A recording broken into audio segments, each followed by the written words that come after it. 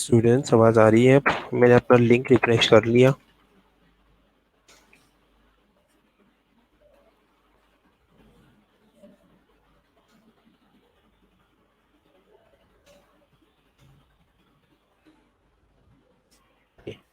सो मैंने अपना link refresh कर लिया। अगर चलो शुक्र है। Thank you Adeel, thank you Saqib, thank you so much. चलो ओके। सो जिस जिसको अब नहीं आ रही ना, तो वो अब अपना लिंक जो है वो रिफ्रेश कर लें।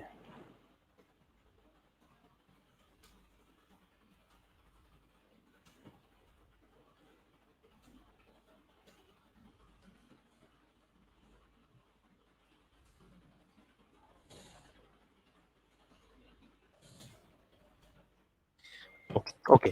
सो ट्यूबरक्लोसिस क्या है? ट्यूबरक्लोसिस एक पोटेंशियली पेटल कंटेजियस डिजीज है जो कि हर बॉडी के किसी भी ऑर्गन को जो है वो अफेक्ट कर सकता है, ठीक है, लेकिन मोस्टली जो है ये लंग्स को अफेक्ट करता है, ठीक है। ट्यूबरक्लोसिस जो है ये पोटेंशियली फेटल और कंटेजियस डिजीज है। पोटेंशियली फेटल, फेटल किस चीज़ से होता है? जो मुहलिक बीमारी हो, जो कि जानलेवा बीमारी हो, ठीक है।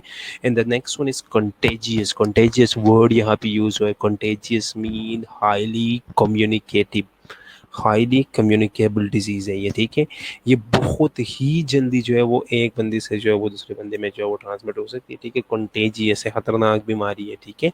सो ये किसी भी बॉडी की किसी भी ऑर्गन को जो है ये अफेक्ट कर सकती है, ठीक है, लेकिन मेनली जो है ये लंग्स को अफेक्ट करती है, ठीक है। मेनली जो है ये लंग्स को अफेक्ट करती है। So new Latin word tubercle and Oasis, ठीक है, ये असल में लेटिन वर्ड है, ठीक है, और ये दो वर्ड्स का कॉम्बिनेशन है, ठीक है। ट्यूबरकुलोसिस, ट्यूबरको और लोसिस, ठीक है, Oasis.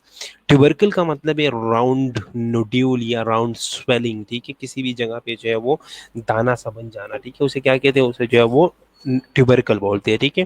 And the next one is Oasis. So it's mean that it's swelling condition, it's round nodule conditions, ठीक है, या it's the condition in which the round nodules are swelling becomes, ठीक है। सो causative organism इसका क्या है, ठीक है, किस चीज़ की वजह से जो है ये कॉज होती है, कौन सा ऐसा ऑर्गेनिज्म है जो कि इस डिजीज़ को जो है वो कॉज करता है? वो है माइकोबैक्टीरियम ट्यूबरक्लोसिस। माइकोबैक्टीरियम ट्यूबरक्लोसिस, ठीक है, जिसको हम क्या कहते हैं? जिसको हम कहते हैं कि ये बैक्टीरिया क्या है? ये बैक्टीरिया जो है ये एसिड, क्या नाम है इसको? हम कहते हैं कि ये बैक्टीरिया जो है ये क्या है? ये एसिड फास्ट है, ठीक है। ये बैक्टीरिया क्या है? ये एसिड फास्ट है। सो ये क्या है? इसका कॉजेटिव ऑर्गेनिज्म जो है वो क्या है? वो माइकोबैक्टीरियम है, ठीक है। और माइकोबैक्टीरियम में फिर माइकोबैक्टीरियम ट्यूबरक्लोसिस स्पेशली जो है वो ह्यूमन में डिजीज कॉज करती है, ठीक है। और जो माइकोबैक्टीरियम बोविस है, ठीक है, माइकोबैक्टीरियम बोविस जो है वो एनिमल्स के अंदर जो है वो डिजीज कॉज करती है, ठीक है। सो अब नेक्स्ट अदर कॉजेटिव ऑर्गेनिजम्स कौन से हैं, ठीक है, इन माइकोबैक्टीरियम ट्यूबरक्लोसिस, माइकोबैक्टीरियम बोविस के अलावा जो है वो कौन कौन से ऑर्गेनिज्म जो कि डिजीज जो है वो कॉज करती है, ठीक है। So mycobacterium africanum, mycobacterium africanum, mycobacterium microti, ठीक है। The next one is mycobacterium leprae, mycobacterium avium और माइकोबैक्टीरियम एसिएटिज्म, ठीक है। एसिड फास्ट सर कैसे होता है? थोड़ा सा एक्सप्लेन कर दे। अच्छा मैं आगे बताता हूँ, ठीक है, कि एसिड फास्ट क्या है। एसिड फास्ट और साथ में जो है एसिड फास्ट असल में है क्या? एसिड फास्ट असल में ये है कि ये बैक्टीरिया जो है ये ग्राम स्टेनिंग से स्टेन नहीं होती। ग्राम स्टेनिंग के अंदर जो हम एसिड और अल्कोहल यूज़ करते हैं ना, उससे ये स्टेन नहीं होती ये, ठीक है, उससे ये कलर नहीं देती। इस वजह से हम इसे एसिड फास्ट बोलते हैं, ठीक है।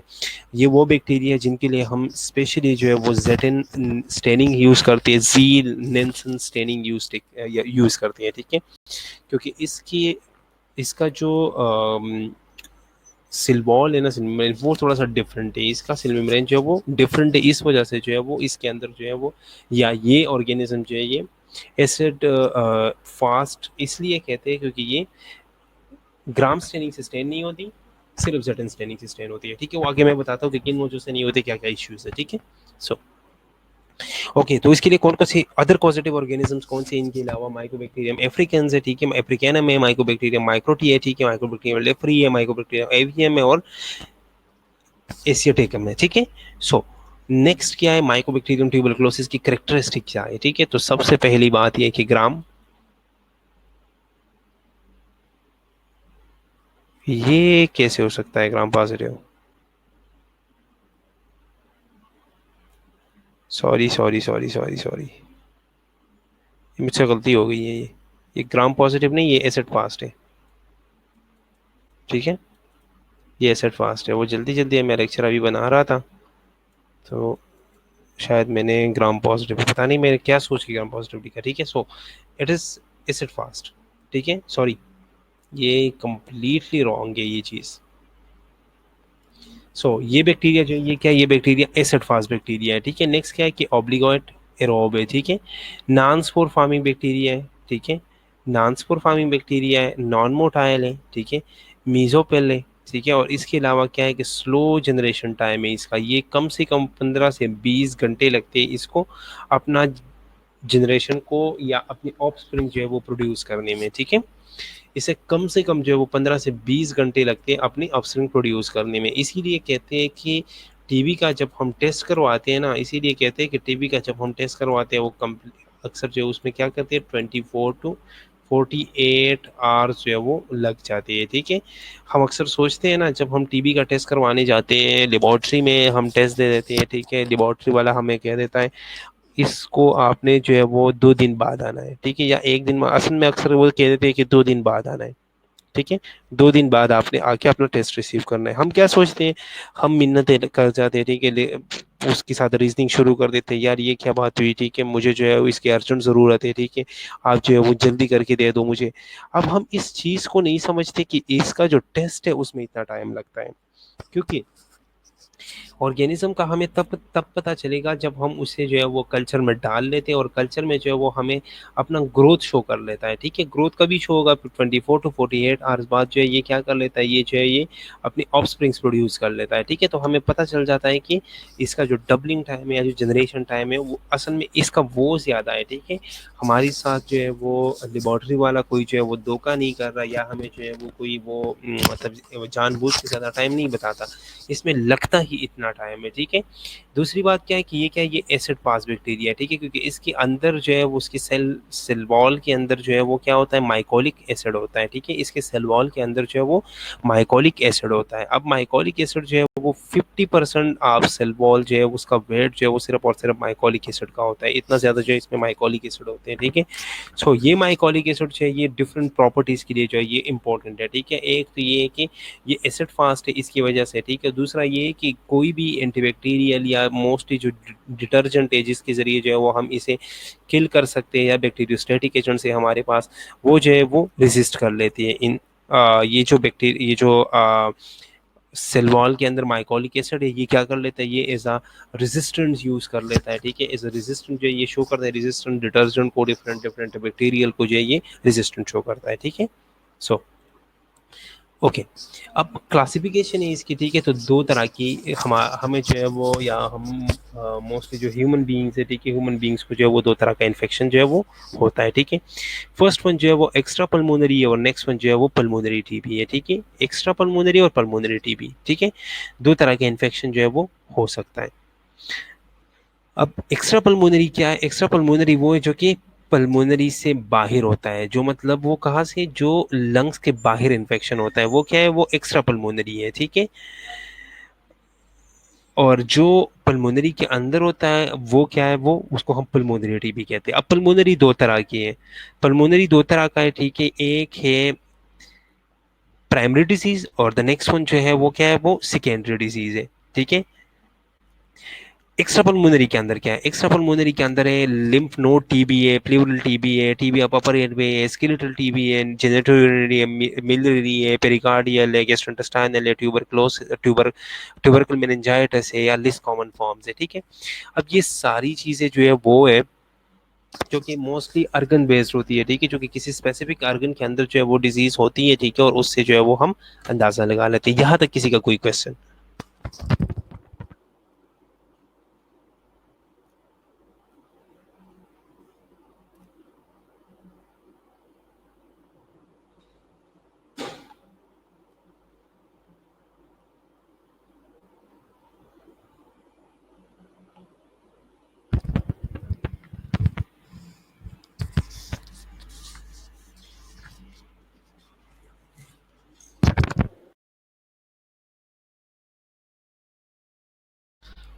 ठीक है, मैं रिपीट करता हूँ दोबारा से। ठीक है, उसमें कुछ चीज़ें थी जो बहुत इंपॉर्टेंट है। ठीक है, एक जो चीज़ है इसमें एक मेजर गलती है वो ये है कि ये बैक्टीरिया जो है ये ग्राम पॉजिटिव नहीं है। ठीक है, सॉरी। ये बैक्टीरिया जो है ये क्या है, ये एसिड फास्ट है। ठीक है, एसिड फास्ट बैक्टीरिया है। ठीक है, अब ये कौन से, इसके अलावा जो है ये ऑब्लिगेट रोब है। ठीक है, नॉन स्पोर फॉर्मिंग है, नॉन मोटाइल है, मीजोफाइल है। मीजोफाइल मीन के मॉडरेट टेम्परेचर के ऊपर जो है ये ग्रो कर सकता है। ठीक है, इसके अलावा जो है इसका जो जनरेशन टाइम है वो क्या है, वो स्लो है, 15 से 20 घंटे लगते हैं इसको डबलिंग में। ठीक है, और इसकी वजह से जो है ये इसके वायरुलेंस में भी कंट्रीब्यूट करता है। ठीक है, इसका सेल वॉल जो है वो लिपिड रिच सेल वॉल होता है। ठीक है, इसके अंदर माइकोलिक एसिड होता है। ठीक है, और ये माइकोलिक एसिड जो है ये इसका 50% ऑफ सेल वॉल वेट जो है वो बना देता है। ठीक है, इसके अलावा इस माइकोलिक एसिड की वजह से जो है ये एसिड फास्ट होता है। ठीक है, और मुख्तलिफ डिटर्जेंट और एंटीबैक्टीरियल्स को रेजिस्टेंट जो है वो शो करता है। ठीक है, ओके।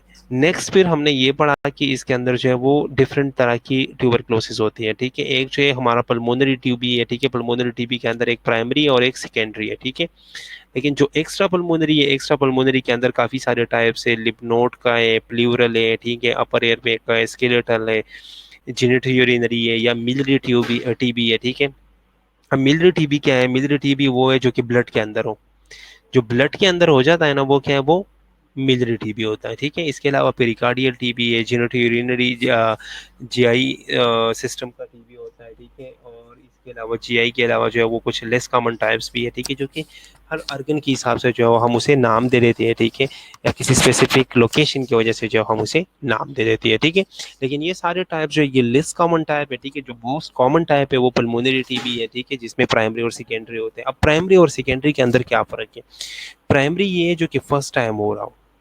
ठीक है, सेकेंडरी क्या है, सेकेंडरी ये जो कि कोई पुराना ऑर्गेनिज्म जो है वो बॉडी में पड़ा हो। ठीक है, और वो जो है वो रीएक्टिवेट हो जाए, वो रीएक्टिवेट हो जाए। ठीक है, वो आगे मैं बता देता हूँ दोनों के अंदर बाकी जो फर्क है। ठीक है, लेकिन जो मेन बात है वो यही है।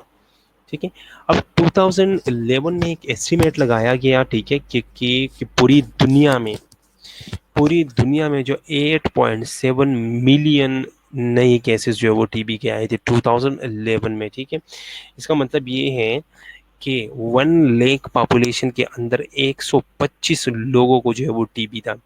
हर 1 लाख पॉपुलेशन को अगर हम देखें तो उन हर 1 लाख पॉपुलेशन के अंदर जो है वो 125 लोग जो है वो टीबी का शिकार है। ठीक है, एशियन में जो है वो 59% इनमें एशियंस थे, 26% इनमें अफ्रीकन थे। ठीक है, 7.7% जो है वो ईस्ट मेडिटरेनियन रीजन जो लोग हैं वो थे, 4.3% जो थे वो यूरोप के लोग थे, और 3% जो थे वो अमेरिकन थे।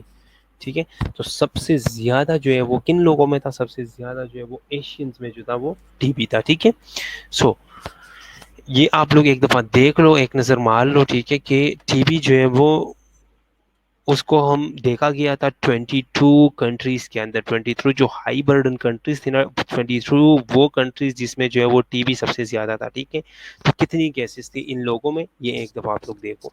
इंडिया में सबसे ज्यादा था, 22 लाख लोगों को जो था वो टीबी था, 22 लाख लोगों को जो था वो टीबी था। ठीक है, 22 लाख लोगों को टीबी हुआ था। इधर अगर देखा जाए तो चाइना में 10 लाख लोगों को हुआ था। साउथ अफ्रीका में जो है वो 5 लाख लोग थे। इंडोनेशिया में जो 4,50,000 लोग थे। पाकिस्तान के अंदर 4,10,000 लोग थे। अगर हम इधर देख लें ना तो पाकिस्तान में भी बहुत ज़्यादा है, क्योंकि इधर पाकिस्तान की आबादी भी तो देखें, इनसे कम है बाकी।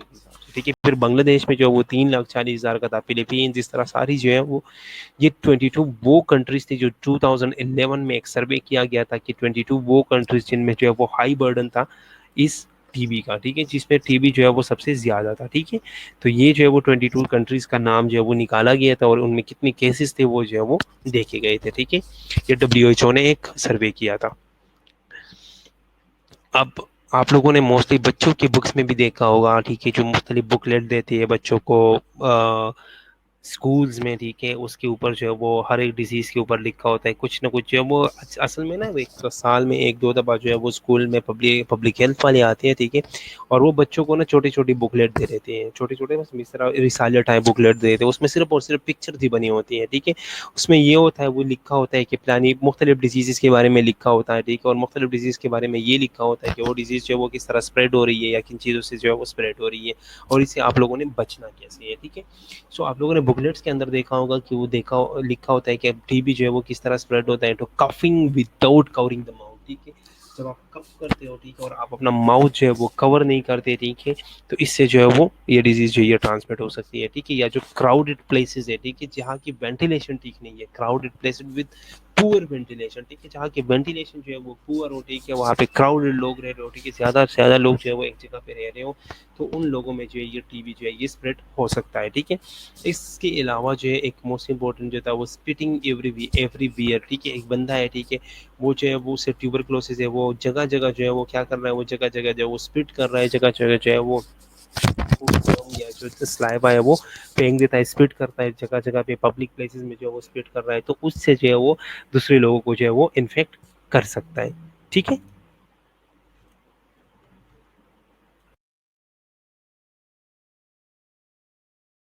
जो मोस्ट कॉमन या जो सिवियर साइन सिम्टम्स है वो कौन कौन से हैं, ठीक है, तो सिवियर सिम्टम्स में जो है वो सबसे पहले जो होगा परसिस्टेंट कफ, पेशेंट को कॉन्टिन्यूसली जो है ना वो क्या रहेगा, कॉन्टिन्यूसली जो है वो कफ रहेगा, ठीक है, पेशेंट को कॉन्टिन्यूसली जो है वो कफ रहेगा।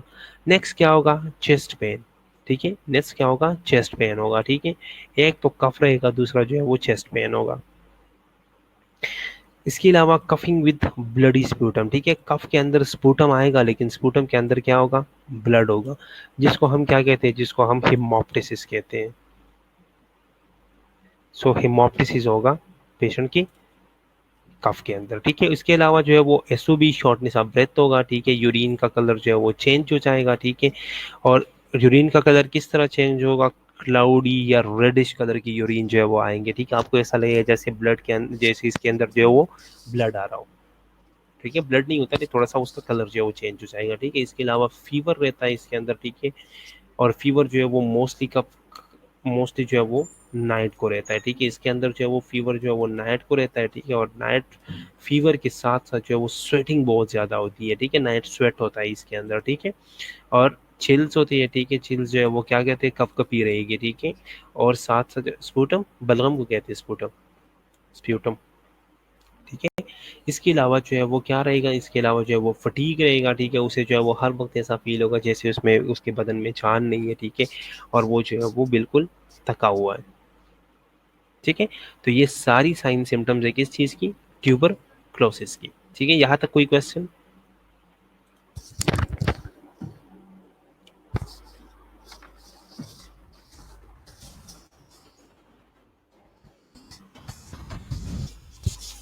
ठीक है, ये सारे साइन सिम्टम्स रहते हैं। इसके अलावा एक मेन चीज़ है इसके अंदर, वो क्या है, आप लोगों ने देखा होगा कुछ पेशेंट्स के अंदर वेट लॉस, वेट लॉस, इस तरह के पेशेंट्स के अंदर जो है ना, टीबी के पेशेंट्स के अंदर वेट लॉस बहुत ही ज़्यादा होता है, ठीक है, वेट लॉस बहुत ज़्यादा होता है, और बाकी ये साइन सिम्टम्स जो है ये आएंगे। इसके पैथोजेनेसिस को देखें, ठीक है, कि ये डिजीज़ जो है ये किस तरह ट्रांसमिट होती है या ये डिजीज़ जो है ये किस तरह प्रोग्रेस करती है। सो एक्सपोयर टू सोर्स, हम जो है वो एक्सपोज हो गई, ठीक है, एरोसोलाइजेशन ऑफ ड्रॉपलेट न्यूक्लियाई, ठीक है, ड्रॉपलेट्स के अंदर जो एरोसोल्स थे उसको हम एक्सपोज हो गए, वो हमने जो है वो इनहेल कर लिए, ठीक है, वहाँ से हमने बैक्टीरियाज को ले लिया। 50% चांसेस ये है कि कोई इन्फेक्शन ना हो जाए, कोई 50% चांसेस है कि इन्फेक्शन ना हो, ठीक है, लेकिन बाकी जो चांसेस है बैक्टीरिया रीच लंग्स, ठीक है, बैक्टीरिया जो है वो लंग्स तक पहुंच गई है, ठीक है, और 25 to 50% चांसेस है कि वहाँ के माइक्रोबेज के अंदर जो ये चली जाती है। अच्छा, अब इस बैक्टीरिया का असल काम क्या है, ये बैक्टीरिया जैसे लंग में पहुंच जाती है ना, ये बैक्टीरिया फॉर एग्जांपल ये लंग है, ठीक है, लंग्स में जो है ये बैक्टीरिया पहुंच गई है, यहाँ के जो लोकल मैक्रोफेजेस है ना, इसके ऊपर अटैक कर लेती है और इसे engulf कर देती है। अब ये इस मैक्रोफेज के अंदर रह के जो है ना ये सारी चीज़ें करती है।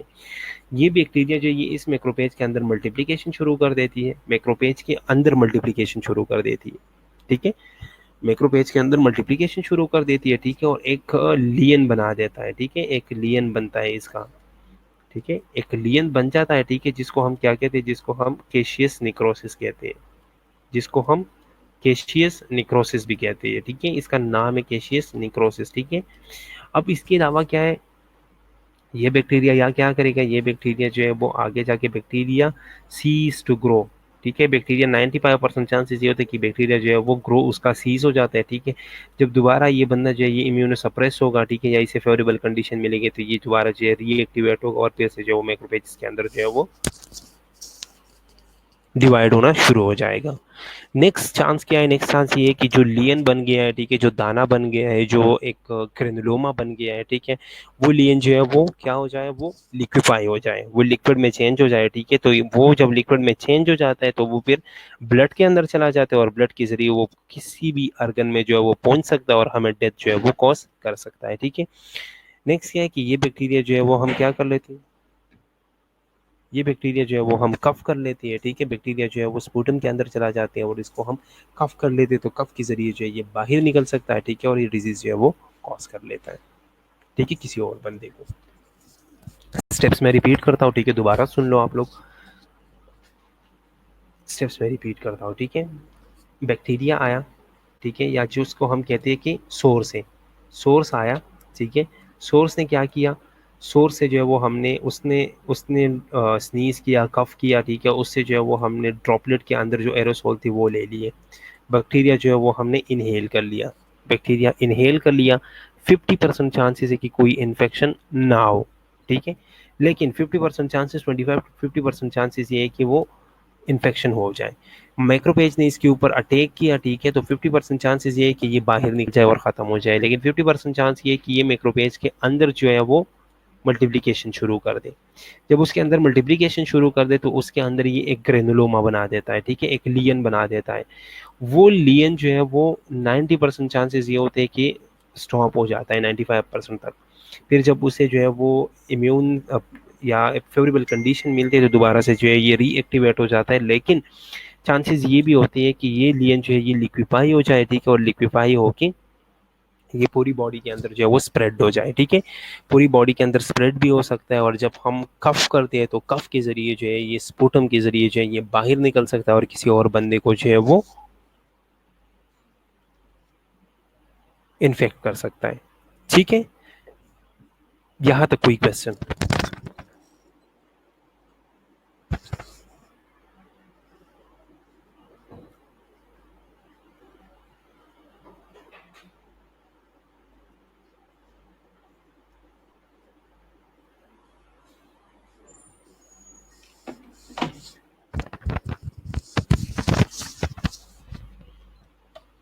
यहाँ तक किसी का कोई क्वेश्चन हो तो पूछ लो।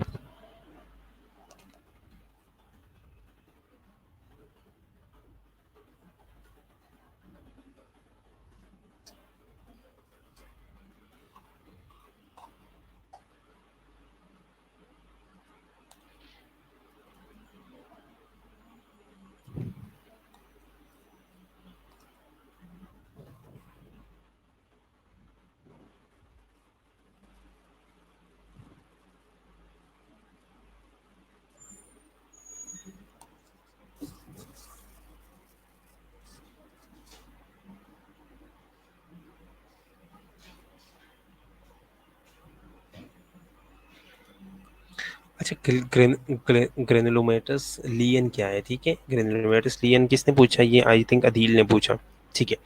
सो ग्रेनुलोमा क्या है, एक दाना सा बन जाता है, ठीक है, उस एक जिसके अंदर ना दानेदार एक लियन बन जाता है, ठीक है, एक दानेदार लियन बन जाता है। और उसी के अंदर जो है वो फिर क्या हो जाता है, वो सॉलिड लियन बन जाता है और वो सॉलिड दानेदार लियन जो है वो फिर लिक्विफाई हो जाता है, ठीक है, और लिक्विफाई होके फिर वो ब्लड के अंदर जाता है, वो स्पूटम के अंदर जाता है, वो कफ के अंदर जो है वो जाता है, ठीक है, और उसे जो है वो हम दूसरे बंदे को इन्फेक्ट भी कर सकते हैं और अपनी ही बॉडी के दूसरे ऑर्गन को भी अफेक्ट कर सकते हैं, ठीक है।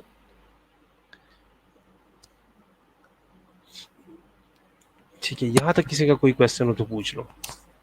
चले मैं एक दफ़ा जो है वो दोबारा से रिपीट कर लेता हूँ, ठीक है। सो ट्यूबरक्लोसिस हम पढ़ रहे हैं आज, ठीक है। तो माइकोबैक्टीरियम ट्यूबरक्लोसिस, ट्यूबरक्लोसिस क्या है? ट्यूबरक्लोसिस वो डिजीज़ है जो कि मोस्टली लंग्स को जो है वो, ट्यूबरक्लोसिस वो डिजीज जो कि मोस्टली लंग को इफेक्ट करती है, लेकिन बॉडी की किसी भी आर्गन को जो है वो इफेक्ट कर सकती है, ठीक है। इसके अलावा उसका पॉजिटिव ऑर्गेनिज्म जो है वो ह्यूमन के अंदर जो माइकोबैक्टीरियम ट्यूबरक्लोसिस है, और बाकी जो है वो एनिमल्स के अंदर माइकोबैक्टीरियम बोविस है। इसके अलावा ये बाकी ऑर्गेनिज्म जो है वो भी इस डिजीज़ को कॉज कर लेती है, ठीक है। माइकोबैक्टीरियम ट्यूबरक्लोसिस जो है ये एक acid fast non motile bacteria है, ठीक है। और इसकी ये जो एसिड फास्ट एबिलिटी है, ये किस चीज़ की वजह से है? ये इसकी सेल वॉल की वजह से, क्योंकि इसके सेल वॉल के अंदर माइकोलिक एसिड होता है, ठीक है। इसके क्लासिफिकेशन अगर हम देखें तो एक तो पल्मोनरी टीबी है जो कि इसके अंदर प्राइमरी और सेकेंडरी डिजीज आती है, ठीक है।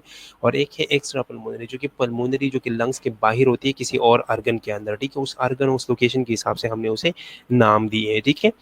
इसके अलावा फिर 2011 में एक सर्वे किया गया था जो मैंने आप लोगों से शेयर किया है, ठीक है, कि किन किन मुल्क में 22 हाई बर्डन कंट्रीज को जो है वो सिलेक्ट किया गया था कि इनके अंदर जो है ये डिजीज़ इतनी प्रेजेंट है, ठीक है। इसके अलावा जो है वो स्प्रेड अगर ट्यूबरक्लोसिस का देखा जाए तो कफिंग के जरिए या ओवर क्राउडेड प्लेसेस या स्पिटिंग एवरीवेयर के जरिए ये हो सकता है, ठीक है। सिम्टम्स इसके अगर देख ले तो परसिस्टेंट कफ होता है, चेस्ट पेन रहती है, ठीक है, ब्लडी स्प्यूटम आएगा, चार्टनेस ऑफ ब्रेथ, यूरिन का कलर जो चेंज हो जाते हैं, फीवर होता है, डिस्कलरेशन होती है, चिल्स होती है, ठीक है, और साथ में फटीग होता है और वेट जो है वो लॉस हो जाते हैं, नाइट स्वेटिंग होती है, ठीक है। इसके अलावा ये पैथोजेनेसिस है जो कि ऑलरेडी अभी हमने पढ़ लिया, ठीक है। सो इसके अलावा किसी का कोई क्वेश्चन हो तो पूछ लो, मैं तब तक आप लोग की अटेंडेंस जो है वो मार्क कर लेता हूँ, ठीक।